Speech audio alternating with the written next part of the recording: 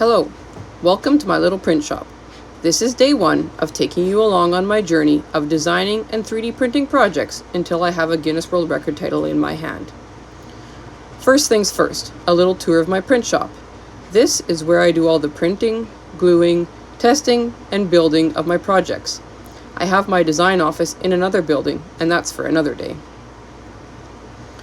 Here you can see a few of my printers set up along this wall. I have collected many others over the past 10 years that I have been printing.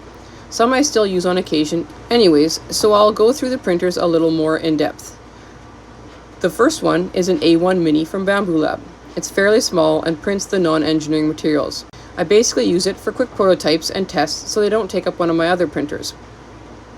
Next, I have a P1S. It's hooked up to an AMS so it can print either 4 or 8 colors freely, and it is enclosed so I can print more materials on it. Next is my H2S. It's my largest printer and is set up the best for engineering filaments as it has an actively heated chamber.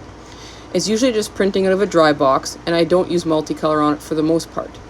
The next is another P1S, also hooked up to a dry box, and I keep a .06 nozzle on it for carbon fiber materials. Then I have a resin printer that's an Anycubic Mono 4 and the cure and wash machine beside it. Here's my tablet that I use to control the printers and some other admin work. Next, the filament piles. For the most part, I print single color engineering parts, so therefore I have a lot of nylons, carbon fiber materials, and heat resistant materials. I don't do too much for simple PLA prints or multicolor prints, as with my mechanical engineering degree, I focus more on printing mechanical parts, not toys or multicolor. This room is humidity controlled, so I don't need to keep them in containers. I do dry some materials as they are more responsive to moisture. If you've made it this far, please like and subscribe, follow along and see what crazy things we can print. Leave a comment on what you'd like to see me design and print, and I might just choose it next.